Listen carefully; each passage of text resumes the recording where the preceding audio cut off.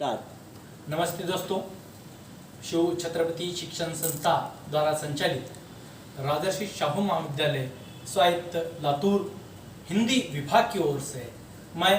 प्राध्यापक अमोल लांडगे आप सभी का स्वागत करता हूं। इस वीडियो पार्ट में जैसे कि हमने पहले वीडियो पार्ट में देखा कि बीए, बीकॉम और बीएससी द्वितीय वर्ष के तृतीय सत्र का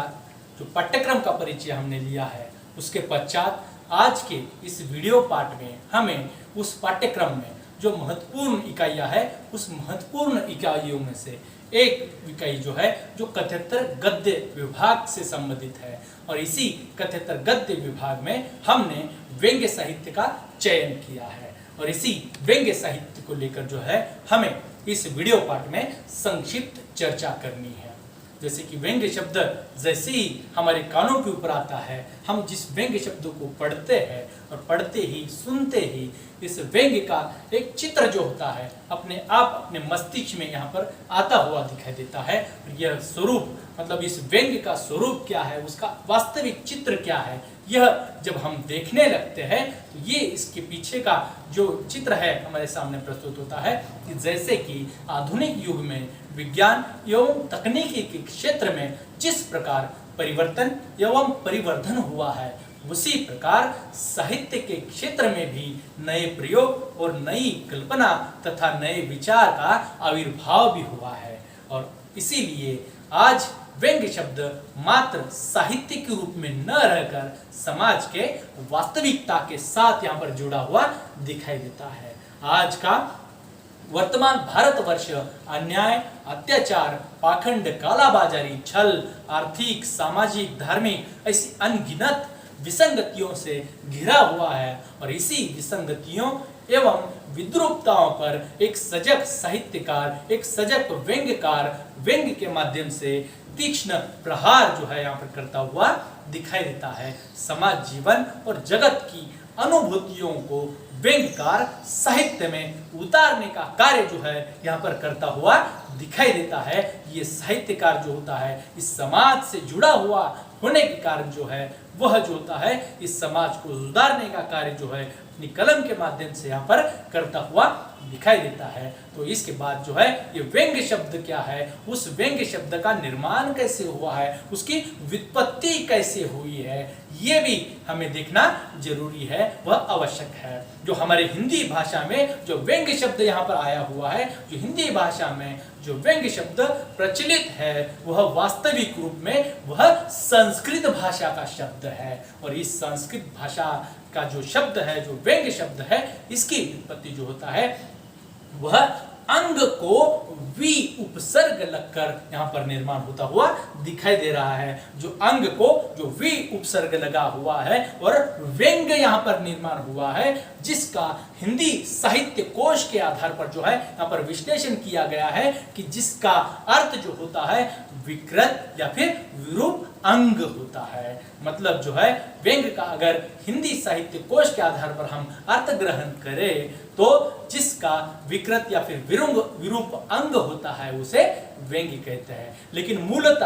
मूलतः हम जब देखते हैं तो व्यंग्य शब्द का प्रयोग शब्द शक्ति के अंतर्गत किया जाता था, और इसी शब्द शक्ति के अंतर्गत किया जाने के कारण जो है इसका अर्थ जो होता है जो थोड़ा सा विपरीत अर्थ हमें दिखाई देता है कि जैसे कि शब्द का वह गूढ़ अर्थ दिखेगा, शब्द का वह गूढ़ अर्थ जो उसकी व्यंजना वृत्ति द्वारा प्रकट हो देखिएगा। जो वह गूढ़ार्थ होता है सिर्फ और सिर्फ व्यंजना वृत्ति के द्वारा ही प्रकट होता है, और उसे यहाँ पर शब्द शक्ति के आधार पर जो है यहाँ पर अर्थ यहाँ पर प्रस्तुत करते हुए दिखाई देते हैं। सामान्य तौर पर देखिएगा, सामान्य तौर पर इस व्यंग्य का अर्थ अगर हम ले सकते हैं तो वह हम जो है किसी व्यक्ति को ताना देकर बोलते हैं। देखिए मतलब जिसे ताना बोली कहते हैं, या फिर किसी व्यक्ति की हम चुटकी निकालते हैं, उसी को जो है हम यहाँ पर व्यंग्य यहाँ पर कहते हुए दिखाई देते हैं। और व्यंग्य को जब हम देखने का प्रयास करते हैं, व्यंग्य को समझने का प्रयास करते हैं,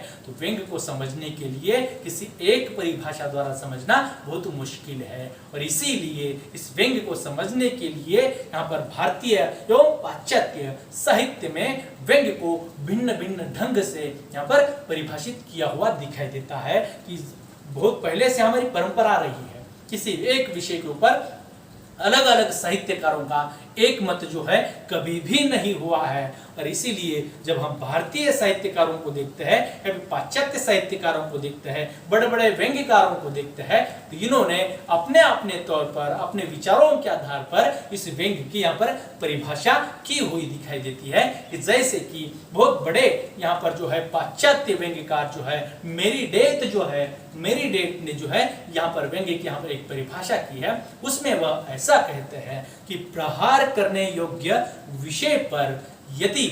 आप इतना अधिक उपहास उड़ाते हैं कि उसमें सहानुभूति ही नष्ट हो जाए, तो आप व्यंग्य की स्थिति तक पहुंच गए हैं। देखिएगा, मेरीडेथ इस परिभाषा में यह कहना चाहते हैं कि एक ऐसा विषय है जो देखिएगा जो प्रहार करने योग्य है, लेकिन उस प्रहार करने योग्य विषय का आप इतना उपहास उड़ाते हैं कि उसमें से सहानुभूति निकल जाती है, वह समाप्त हो जाती है, और वह जब स्थिति होती है वह व्यंग्य की होती है। ऐसा जो है यहाँ पर मेरीडेथ कहते हैं। अगले एक बहुत बड़े पाश्चात्य व्यंग्यकार यहाँ पर हमें दिखाई देते हैं जो गार्नेट है। और गार्नेट जी ने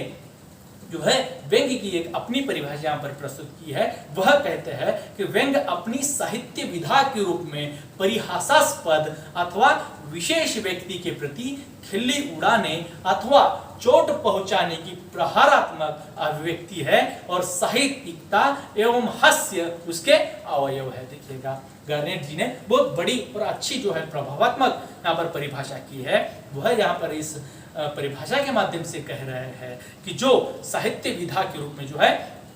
परिहासात्मक अथवा विशेष व्यक्ति की जब हम खिल्ली उड़ाते हैं, और खिल्ली उड़ाने के साथ साथ जो है या फिर चोट पहुंचाने की प्रहारात्मक हम अभिव्यक्ति करते हैं, और उसी अभिव्यक्ति को हम साहित्यिक रूप देते हैं, उसको हास्य के साथ जोड़ देते हैं, और उसी को यहाँ पर गार्नेट जी ने व्यंग्य कहा है। इसी प्रकार जो है जैसे पाश्चात्य विद्वानों के साथ साथ हमारे भारतीय विद्वानों ने, भारतीय यहाँ पर व्यंग्यकारों ने भी यहाँ पर अपने विचार प्रस्तुत किए हैं। कि जैसे बहुत बड़े व्यंग्यकार जो है हरिशंकर परसाई जी भी अपने विचार यहाँ पर प्रस्तुत करते हुए दिखाई देते हैं कि व्यंग्य जीवन से साक्षात्कार करता है, जीवन की आलोचना करता है, विसंगतियों, मिथ्याचारों और पाखंड का पर्दाफाश करता है। देखिएगा, हरिशंकर प्रसाद जी ने बहुत बड़ी बात यहाँ पर इस परिभाषा में की है। व्यंग्य जो होता है अपने जीवन से साक्षात्कार कराता है, अपनी आलोचना करता है, अपना मूल्यांकन करता है, देखिए अपने गुण दोषों का परीक्षण करता है, और हमारे भीतर, समाज के भीतर जो विसंगतियां है, जो मिथ्याचार है, जो पाखंड छुपकर बैठा हुआ है, उसका पर्दाफाश जो है व्यंग्य करता हुआ दिखाई देता है। ऐसी बात जो है, ऐसे विचार हरिशंकर परसाई जी यहाँ पर करते हुए दिखाई देते हैं। अगले व्यंग्यकार जो है, जो भारतीय विद्वान है, रविंद्रनाथ त्यागी जो है, यह भी अपने विचार जो है व्यंग्य के बारे में यहाँ पर प्रस्तुत करते हैं कि वह कहते हैं कि साहित्य समाज की कुरीतियों का भंडाफोड़ करने का कार्य प्रमुखतः व्यंग्य द्वारा ही हो सकता है, और यदि उसमें हास्य भी समाविष्ट हो जाए तो रंग और भी बढ़ जाएगा और भी तेज हो जाएगा। ऐसे विचार जो है रविंद्रनाथ त्यागी जी यहाँ पर कहते हैं कि समाज की जो विसंगतियां है और पाखंड है, उसका अगर पर्दाफाश करना है तो उसके लिए सशक्त और एकमात्र अगर माध्यम कौन सा है तो वह व्यंग्य ही है। और उस व्यंग्य को अगर हास्य अगर जोड़ दिया जाता है तो उसका रंग जो होता है और भी तेज होता हुआ दिखाई देता है। तो ऐसे विचार जो है भारतीय एवं पाश्चात्य विचारवंतों ने, जो साहित्यिकों ने परिभाषा के माध्यम से यहाँ पर प्रस्तुत किए हुए दिखाई देते हैं। तो इस परिभाषा के बाद जो है थोड़ा सा हम जो है व्यंग्य के इतिहास की ओर मुड़ जाता है। देखिएगा, व्यंग्य साहित्य की एक विधा है। देखिएगा, साहित्य में बहुत सारी विधाएं हैं, बहुत बड़ा साहित्य है, और इस बड़े साहित्य को विभाजित करने के लिए, इसको छोटे छोटे रूप में प्रयुक्त करने के लिए जो है यहाँ पर अलग अलग साहित्य की विधा यहाँ पर निर्माण हुई, और उसी निर्माण होती हुई विधाओं के भीतर से यहाँ पर व्यंग्य विधा भी यहाँ पर सामने आती हुई दिखाई देती है। व्यंग्य जो होती है पद्यात्मक एवं गद्यात्मक रचना है। देखिएगा व्यंग हमें दोनों रूप में यहाँ पर दिखाई देता है कि व्यंग हमें कविता में देखने को मिलता है, संत कवियों के दोहों में देखने को मिलता है, या फिर साखियों में देखने को मिलता है, और व्यंग हमें कहानी और उपन्यास में भी देखने को मिलता है। और इसीलिए व्यंग्य पद्यात्मक एवं गद्यात्मक रचना है। और व्यंग्य को प्राय जो होता है, प्रमुखता जो होता है, हास्य के साथ जोड़कर देखा जाता है। ये जोड़कर इसीलिए देखिएगा, हास्य के साथ जोड़कर इसीलिए कि हास्य जो केवल बाहरी विसंगतियों को पकड़ता है, जबकि व्यंग्य जो होता है विसंगतियों के तह तक जाने का कार्य जो है यहाँ पर करता हुआ दिखाई देता है। और व्यंग्य का जन्म अगर कहाँ से हुआ है, अपने समय की विद्रूपताओं के भीतर से उपजे हुए असंतोष से यहाँ पर होता हुआ दिखाई देता है। मतलब व्यंग्य का जन्म अगर कहाँ से हुआ है, तो व्यंग्य जो है अपने समय की जो विद्रूपताएं होती है और उस विद्रूपताओं से उपजे हुए या फिर उपजा हुआ असंतोष है, उसी असंतोष से, आक्रोश से यहाँ पर व्यंग्य का यहाँ पर जन्म होता हुआ दिखाई देता है। व्यंग्य अगर क्या है, तो व्यंग्य तत्कालीन व्यवस्था का उपहास और मजाक उड़ाना होता है। मतलब तत्कालीन व्यवस्था है, जो प्रचलित व्यवस्था है, उसका हम उपहास उड़ाते हैं, उपहास करते हैं, मजाक उड़ाते हैं, उसी को यहाँ पर व्यंग्य कहा जाता है। दरअसल व्यंग्य एक माध्यम है जिसके द्वारा व्यंग्यकार जीवन की विसंगतियों, खोखलेपन और पाखंड को दुनिया के सामने यहाँ पर उजागर करता है। मतलब व्यंग्य जो है सबसे महत्वपूर्ण रूप से जो है, ये जो है दुनिया के सामने जो यथार्थ रूप जो है, जो परिस्थिति है, वह सामने लाने का काम जो है व्यंग्य करता है। और इन सभी स्थितियों से देखिएगा, यह सबसे महत्वपूर्ण मुद्दा आता है कि इन सभी स्थितियों से हम सभी परिचित होते हुए भी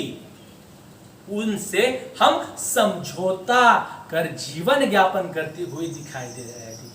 बहुत सारी समस्या है, समस्या से हम घिरे हुए हैं, ये हमें पता है कि हमारे ऊपर बहुत बड़ी यहाँ पर समस्याएं फैली हुई है, विद्रूपताएं हैं। देखिएगा, और इसी विद्रूपताओं को जानकर, पहचान कर भी हम जो है उसके साथ समझौता करते हैं और हम जीवन ज्ञापन करते हुए दिखाई दे रहे हैं। और इसीलिए देखिएगा, हम समझौता भरा जीवन यहाँ पर ज्ञापन कर रहे हैं। इसीलिए व्यंग्यकार अपनी रचनाओं में एक ऐसा विशिष्ट पात्रों का सृजन करता है और इस सृजन किए हुए इस पात्र के माध्यम से इन अवांछित स्थितियों के प्रति पाठक वर्ग को सचेत करने का कार्य जो होता है, ये सच दिखाने का कार्य जो होता है, इस सृजन की है पात्रों के माध्यम से व्यंग्यकार करता हुआ दिखाई देता है। इस विधा में समाज में व्याप्त विसंगतियों का चित्रण जो होता है सीधे रूप में ना होकर देखिएगा, सबसे महत्वपूर्ण है। जब भी आप यहाँ पर व्यंग्य पढ़ते हैं या फिर जब भी आप व्यंग्य यहाँ पर लिखते हैं, तो उसमें समाज की विसंगतियों का चित्रण जो होता है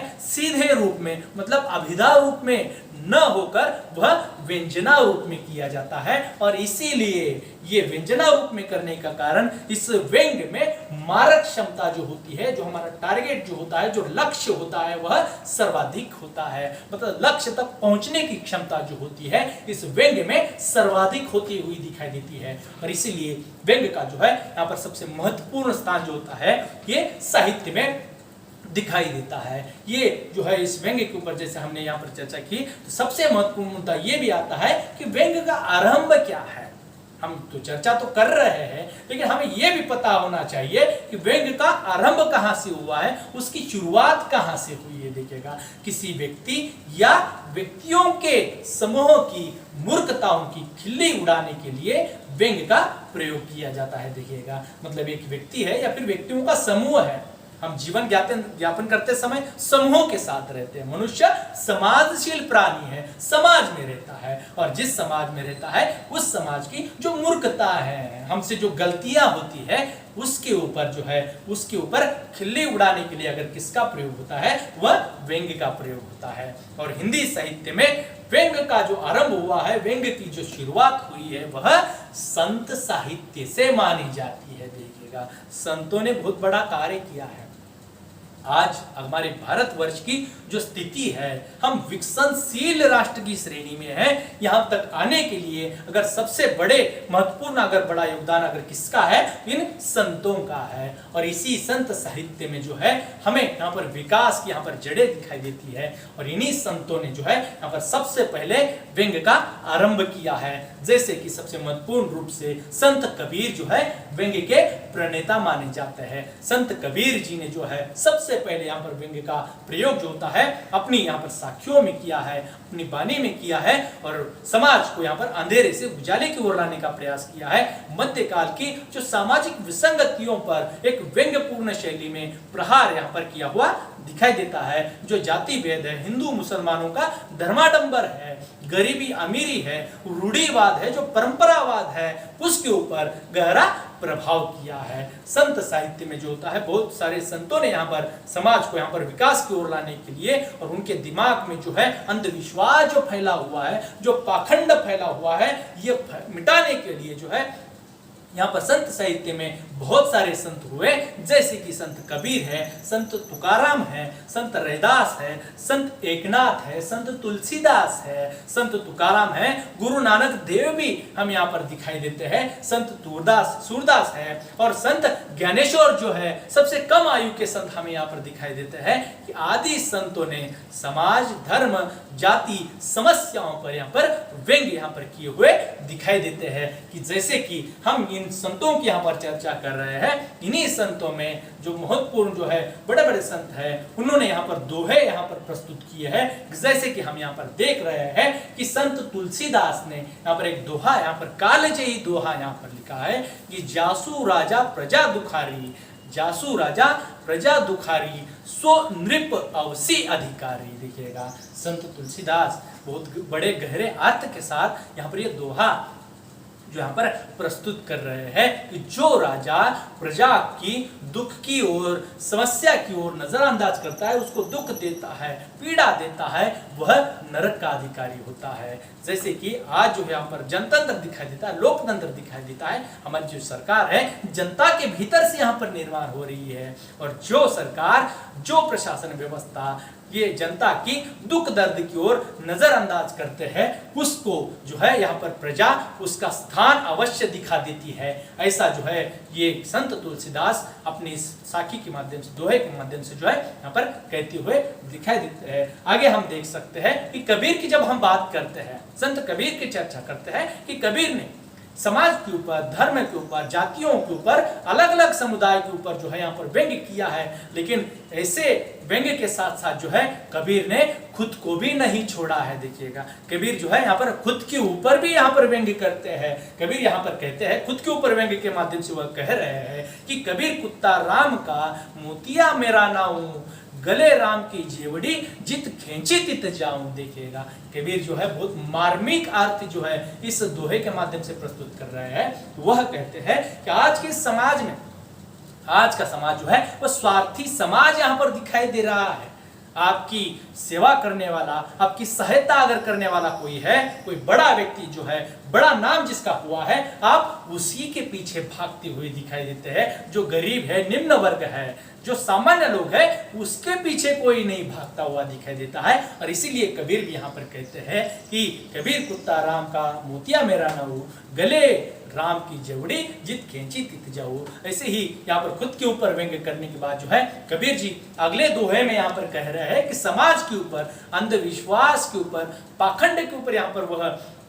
गहरा व्यंग्य यहाँ पर कह रहे हैं कि पाहन पूजे हरि मिले, पाहन पूजे हरि मिले, मैं तो पूंजू पहाड़, पाहन पूजे हरि मिले, मैं तो पूंजू पहाड़, ताते यह चाकी भली, पीस खाए संसार। वाह, क्या बढ़िया अर्थ जो है, गहरा अर्थ जो है कबीर जी यहाँ पर कह रहे हैं कि वह यहाँ पर कहते हैं कि एक छोटा पत्थर जो होता है, पहाड़ पूजने से अगर आपको हरि मिलता है तो मैं तो पहाड़ पूजूंगा। देखिएगा छोटा पत्थर जिसको आप सिंदूर चढ़ाते हैं, जिसकी पूजा करते हैं, और जगह जगह छोटे छोटे यहाँ पर पाहन जो है पत्थर हमें दिखाई देते हैं, और जिसको आप हरि मान रहे हैं, जिसको ईश्वर मान रहे हैं, वह अगर आपको उस छोटे से पत्थर में अगर मिल रहा है तो मैं तो हूँ यहाँ पर बहुत बड़ा पहाड़ यहाँ पर पूजूंगा और बहुत बड़े बड़े विस्तार से रूप में, बड़े रूप में मुझे यहाँ पर हरि मिल जाएगा। और इसीलिए वह कहते हैं कि अगर पूजा करनी है, जिसकी पूजा करनी है, जिसकी उपासना करनी है, तो वो ये चक्की की करो। देखिएगा, ये चक्की की इसलिए कि वह पीस कर जब वह चलती है तो उसके आटा मिलता है और आटे से यहाँ पर संसार चलता है। ऐसे बहुत बड़ी मार्मिक भाव जो है, मार्मिक विचार जो है संत कबीर इस दोहे के माध्यम से करते हुए दिखाई देते हैं। तो इस प्रकार से जो मध्यकाल की परिस्थिति, जो हम मध्यकाल की परिस्थिति का जब हम चित्रण करते हैं, जिसका चर्चा करने के बाद जो है, और ये व्यंग्य की यात्रा जब हम आगे लेकर जाते हैं, तो जब हम उत्तर मध्यकाल में आते हैं, देखिएगा उत्तर मध्यकाल में पूंजीवादी और सामंतवादी व्यवस्था में विषमताएं शिखर पर पहुंची हुई थी। उस समय की तत्कालीन समस्याएं आज के भारतवर्ष से बहुत अलग थी। देखिएगा, सामंतवादी युग था, राजा रजवाड़ों का युग था, और इसी राजा रजवाड़ों के युग में साम्राज्यवाद और शोषण का आक्रोश दिखाई देता है। ऐसी साम्राज्यवादी व्यवस्था के खिलाफ व्यंग्य बाण चलाने का कार्य जो होता है, यहाँ पर व्यंग्यकारों ने किया हुआ है। मतलब सामंतवादी लोग जो थे किस प्रकार अपना कार्य चलाते थे, राजा किस प्रकार अपने कार्य में मग्न थे, इसके ऊपर जो है उत्तर मध्यकाल में हम देखते हैं कि जैसे मुझे बिहारी जी का एक दोहा याद आता है कि ये सामंतवादी युग में उत्तर मध्यकाल में राजा जयचंद को उन्होंने लिखा था कि राजा जयचंद अपना राजकाज छोड़कर जिस समय एक कम आयु की इस युवती के पीछे भाग रहे थे, कि चंद 14 या 16 साल की युवती थी, उसके पीछे मंडरा रहे थे, भोग विलास में तृप्त थे। देखिएगा, और उन्होंने राजकाज से यहाँ पर मुख फेर लिया था, और साम्राज्य में पूरी प्रजा में यहाँ पर असंतोष फैला हुआ था। उसी राजा को अपनी जगह पर लाने के लिए, देखिएगा, उसकी आंखें खोलने के लिए बिहारी जी ने एक दोहा यहाँ पर प्रस्तुत किया, और 2 पंक्तियों की इस दोहे ने इतना चमत्कार किया कि देखिएगा, वह इस दोहे में यहाँ पर राजा जयचंद को यहाँ पर उपदेश देते हैं कि नहीं पराग नहीं मधुर मधु, नहीं पराग नहीं मधुर मधु, नहीं विकासो यही काल, नहीं पराग नहीं मधुर मधु, नहीं विकासो यही काल, अली कली स्यो बंध्यो, अली कली ही सो बंध्यो, आगे कौन हवा। देखिएगा, ये 2 पंक्तियां, ये एक दोहा जो होता है, इस एक दोहे ने बिहारी जी को साहित्य के क्षेत्र में शिखर पर लाने का कार्य यहाँ पर किया। वह इस दोहे के माध्यम से इस जयचंद को यहाँ पर प्रस्तुत कर राजा जयचंद को यहाँ पर उपदेश दे रहे हैं कि हे राजन, जिस राजकाज को छोड़कर विलासी वृत्ति में आप चले गए हैं और जिस युवती के पीछे आप भाग रहे हैं, वो बहुत ही कम उम्र की है, चंद 14 या 16 साल की है, उसका पूरी तरह से विकास भी नहीं हो पाया है, उसमें कोई मधु भी नहीं है। देखिएगा, और आप ऐसी अविकसित कली के पीछे यहाँ पर भाग रहे, वो जो आप कली रूप में है उसका विकास नहीं हुआ है, और इसके पीछे आप भाग रहे हैं, तो आपको इस कली के पीछे से मुख मोड़ना चाहिए, राजकाज की ओर आना चाहिए, ताकि आप अगर ऐसी स्थिति में भोग विलास में डूबे रहेंगे तो आपके राज्य के ऊपर बाहरी आक्रमण हो सकता है। देखिएगा, बाहरी आक्रमण के साथ साथ अंतर्गत विद्रोह भी हो सकता है, और इसीलिए आपकी इस राज्य काज को अगर संभालना है, जीवित रखना है, तो आपको यहाँ पर राजकाज की ओर ध्यान देना है, ताकि आप जिस कली के ऊपर आप भाग रहे हैं, यह कली अब कम उम्र की है, जब बड़ी हो जाएगी और आपकी राज्य के ऊपर किसी ने आक्रमण किया और वह राज्य आपका किसी अन्य राजा ने यहाँ पर प्राप्त कर लिया, तो उस कली का भी पूरा अधिकार उसके पास चला जाएगा, और आपका जो क्या हवाल होगा, आपका आगे क्या चित्र होगा, ये कोई नहीं बता सकता। और इसीलिए जो है आपको उस विलासी भोग विलासी वृत्ति से बाहर निकालकर राजकाज की ओर आना है। ऐसा उपदेश जब बिहारी जब अपने दोहे के माध्यम से, व्यंग्य दोहे के माध्यम से राजा जयचंद के सामने प्रस्तुत करते हैं, तो राजा जयचंद की आंखें खुल जाती है, वो बहुत प्रभावित हो जाती है, पूरी तरह से फिर से राजकाज में जुड़ जाते हैं, और इसी प्रभाव के कारण जो है वह कवि बिहारी को अपना दरबारी कवि भी घोषित करते हैं, स्वर्ण मुद्राओं से उनको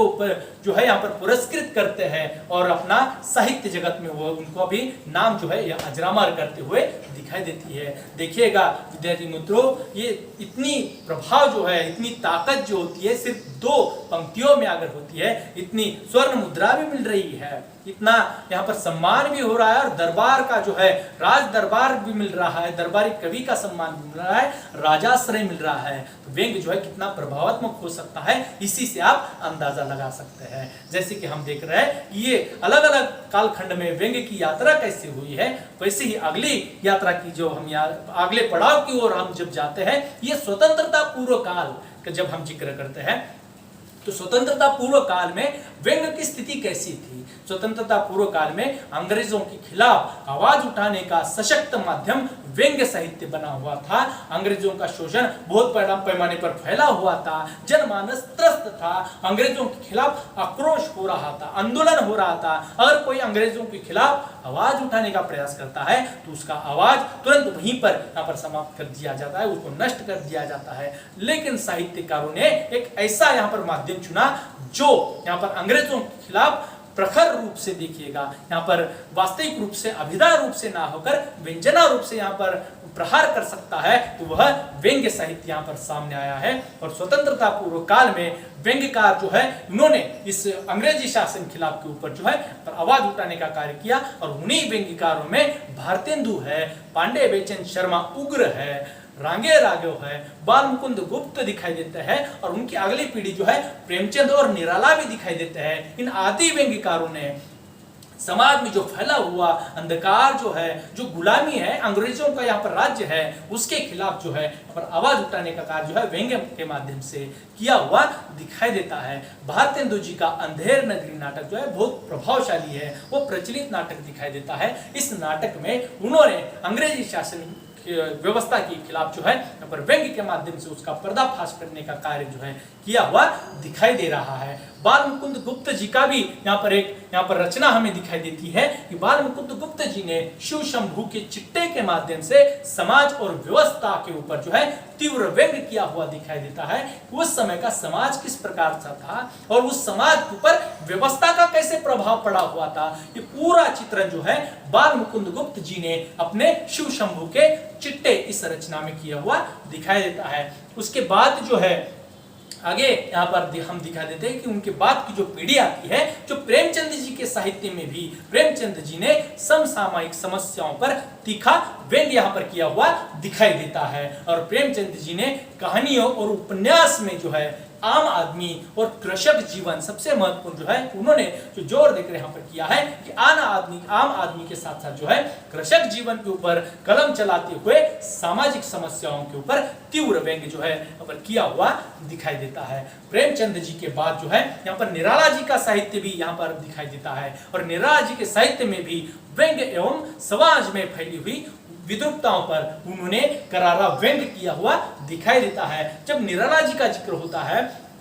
तो निराला जी की इस व्यंग्यात्मक रूप से एक बहुत प्रचलित और प्रसिद्ध यहाँ पर कविता याद आती है, जो कुकुर मुत्ता जो है, उस कुकुर मुत्ता में कुछ पंक्तियां है, देखिएगा चंद 1-2-3 पंक्तियां हैं। 2 पंक्तियों में यहाँ पर जो है उन्होंने यहाँ पर एक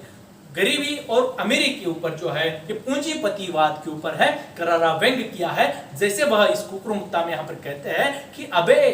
अबे सुन बे गुलाब, अबे सुन बे गुलाब, भूल मत जो पाई खुशबू रंग ओ आप, अबे सुन बे गुलाब, भूल मत जो पाई खुशबू रंग ओ आप, खून चूसा खाद का तूने अशिष्ट, खून चूसा खाद का तूने अशिष्ट, दाल पर इतरा रहा कैपिटलिस्ट। देखिएगा ऐसी बहुत मार्मिक रचना जो है, मार्मिक भाव जो है यहाँ पर इस पंक्तियों में हमें दिखाई देते हैं कि वह जो है यहाँ पर गुलाब और कुकुर मुत्ता में यहाँ पर तुलनात्मकता करते हुए दिखाई देते हैं। गुलाब को जो लिया है ये पूंजीपतिवाद के रूप में, अमीर वर्ग के रूप में उन्होंने लिया है, और कुकुर मुत्ता को जो लिया है जो गरीब है, मध्यम वर्ग जो है, जो सामान्य वर्ग जो है, इनको इस कुकुरमुत्ता के रूप में यहाँ पर प्रस्तुत किया है, और वह इस यहाँ पर गुलाब के रूप में जो है यहाँ पर पूंजीपति वर्ग को, अमीर वर्ग को यहाँ पर संबोधित कर रहे हैं कि तुम्हें जो यहाँ पर रंग मिला हुआ है, तुम्हारा यहाँ पर जो है खुशबू मिली हुई है, रंग आब जो बना हुआ है, जो स्थिति जो है ये किस कारण हुई है, तो तूने यहाँ पर गरीबों का यहाँ पर खून चूसकर ये स्थान प्राप्त किया है। ऐसा जो है यहाँ पर भाव यहाँ पर इस निराला जी के पंक्तियों में दिखाई देता है। और निराला जी के साथ साथ भी हम देख सकते हैं कि पांडे बेचन शर्मा उग्र जी के साहित्य में भी सामाजिक एवं राजनीतिक व्यंग्य दिखाई देता है। इन्होंने भी यहाँ पर समाज के साथ साथ राजनीति के ऊपर भी यहाँ पर व्यंग्य किया हुआ दिखाई देता है। तो ऐसे ही बहुत सारे स्वतंत्रता युग के पूर्व के रचनाकारों ने, व्यंग्यकारों ने जो है यहाँ पर व्यंग्य किया हुआ, समाज के ऊपर तीखा व्यंग्य किया हुआ दिखाई देता है। आगे हम जैसे बढ़ते हैं कि स्वतंत्रोत्तर युग जो होता है, देखिएगा स्वतंत्रता पूर्व युग के बाद जो है हमें जब स्वतंत्रता प्राप्ति हुई, हम गुलाम भारत से आजाद भारत में आ गए। देखिएगा स्वतंत्रोत्तर युग में आए तो भारतवर्ष को स्वतंत्रता प्राप्ति होने के बाद जो है आम आदमी जो सुनहरे खुशहाल जीवन के सपने देख रहा था, देखिएगा खुशहाल जीवन जीने के सपने देख रहा था, लेकिन परिस्थिति और राजनीतिक विद्रूपता के कारण वह देखे हुए सपने सपनों तक ही सीमित रह गए। और यह भी ऐसा माना जाता है जिसके लिए इतने बड़े आंदोलन किए, जितने बड़े बड़े शहीद जो है उन्होंने अपने प्राणों की आहुति दे दी। देखिएगा इन पूरी आहुति के कारण जो है यहाँ पर जब हमें यहाँ पर आजादी मिल जाती है, हम गुलाम थे, गुलामी से हमें यहाँ पर स्वतंत्रता मिल जाती है, और जो सपने हमें स्वतंत्रता होने के बाद जो हमने स्वप्न देखे थे, सपने देखे थे, उस सपनों के ऊपर पूरी तरह से पानी फिर जाता है। समाज में राजनीति, धर्म, शिक्षा आदि सभी क्षेत्रों में विसंगतियां बढ़ने लगती है, और गुलाम भारत का जो शोषण था, अन्याय था, उसके ऊपर होने वाला अत्याचार था, आजादी मिलने के बाद, स्वतंत्रता मिलने के बाद कम होने के बजाय और बढ़ने लगा था। देखिएगा और इसीलिए जनमानस में ऐसे विचार यहाँ पर फैले हुए थे, लोगों की ऐसी मानसिकता बनी हुई थी, वह कह रहे थे कि स्वतंत्रता पूर्व जो है ये काले अंग्रेज थे, और स्वतंत्रता माफ कीजिएगा स्वतंत्रता पूर्व पहले गोरे अंग्रेज थे, और स्वतंत्रता बाद जो है काले अंग्रेज आ गए, और फिर जो है हमारी गुलामी में कोई बदलाव नहीं आया है। और इसी परिस्थिति देखिएगा, और यही परिस्थिति जो है व्यंग्य के लिए आधार भूमि बनी हुई दिखाई देती है, जो स्वतंत्रोत्तर काल में हिंदी साहित्य में व्यंग्य जो है पर्याप्त मात्रा में सृजन होने लगा, बढ़ने लगा, फूलने लगा। और स्वतंत्रोत्तर काल में जो सबसे प्रमुख रूप से हरिशंकर परसाई जी का साहित्य हमें यहाँ पर दिखाई देता है। हरिशंकर परसाई जी ने साहित्य में यथार्थ भारत का चित्र देखा है, और इसी यथार्थ भारत का चित्र यहाँ पर देखने के बाद जो है उसमें उन्होंने पीड़ित भारत की छटपटाहट को महसूस किया है। देखिएगा इस छटपटाहट को महसूस करने के साथ साथ जो है उन्होंने उसकी सकारात्मक एवं नकारात्मक पहलुओं की भी पड़ताल की है, और इसी पड़ताल के माध्यम से जो है उन्होंने यथार्थ भारतवर्ष का वास्तविक चित्र जो है व्यंग्य के माध्यम से लोगों के सामने प्रस्तुत करने का कार्य जो है किया हुआ दिखाई देता है। जो शरद जोशी का जब हम साहित्य देखते हैं तो शरद जोशी जी के व्यंग्य साहित्य में शिल्पगत विशेषता देखने को मिलती है, और इस शिल्पगत विशेषता के साथ साथ जो है ये भाषा में एक वक्रता है, और वक्रता में उन्होंने एक विशेषणों का संयोजन भी किया हुआ दिखाई देता है। और इसी कारण शरद जोशी का व्यंग्य जो है बहुत ही एक आकर्षक और प्रभावात्मक रूप से दिखाई देता है। उसके बाद जो है श्रीलाल शुक्ल जी भी यहाँ पर जो है बहुत बड़े व्यंग्यकार के रूप में सामने आते हुए दिखाई देते हैं। उन्होंने जो है अपने राग दरबारी उपन्यास में जो है मोह भंग की स्थिति जो है एक सजीव व्यंग्यात्मक रूप में चित्रित की हुई दिखाई देती है, और इसी व्यंग्यात्मक चित्रित की हुई सजीव रूप के कारण जो है, चित्र के कारण जो है वह राग दरबारी जो है इतने बहुत बड़े प्रसिद्ध या फिर जनमानस तक पहुंचा हुआ ये उपन्यास भी यहाँ पर देखा जाता है। आगे हम देखते हैं कि जैसे रविंद्रनाथ टैगोर जी जो है उनका जब हम व्यंग्य देखते हैं तो उनके व्यंग्य में आत्म व्यंग्य शैली जो है पाठक वर्ग को प्रफुल्लित कर रही है। देखिएगा आत्म व्यंग्य शैली पाठक को प्रफुल्लित तो करती है, लेकिन उन पाठक को सोचने के लिए मजबूर भी कर रही है। देखिए ऐसा भाव जो है, ऐसे विशेष रूप से जो है ये तत्व जो होते हैं रविंद्रनाथ टैगोर जी के व्यंग्य में हमें दिखाई देते हैं कि जो कालाबाजारी है, भूखमरी है, नारी शोषण है और अंग्रेजी शासन व्यवस्था का जो प्रभाव है उसके ऊपर इन व्यंग्यकारों ने यहाँ पर करारा व्यंग्य किया हुआ दिखाई देता है। और इस व्यंग्य के माध्यम से जो समाज में फैली हुई जो विद्रूपता है इसको दूर करने का कार्य जो है यहाँ पर व्यंग्यकारों ने किया हुआ दिखाई देता है। और वर्तमान स्थिति की जब हम बात करते हैं तो वर्तमान में बहुत सारे ऐसे महत्वपूर्ण व्यंग्यकार हैं। उन व्यंग्यकारों में नरेंद्र कोहली है, शंकर पुनतांबेकर है, हरीश नवल है, दीपक श्रीवास्तव है, केपी सक्सेना आदि अनगिनत व्यंग्यकार हैं जिन्होंने वर्तमान परिदृश्य पर तीखा व्यंग्य यहाँ पर किया हुआ दिखाई देता है। तो इस प्रकार से जो है यह व्यंग्य की यात्रा जो है, व्यंग्य का इतिहास जो है हमें यहाँ पर देखने को मिलता है। अंत में जो है थोड़ा सा जो है व्यंग्य जो होता है उसके तत्व की जो है एक संक्षिप्त रूप से हम चर्चा करेंगे कि व्यंग्य के तत्व क्या है, व्यंग्य बनता है तो किस आधार पर बनता है, कि मूल रूप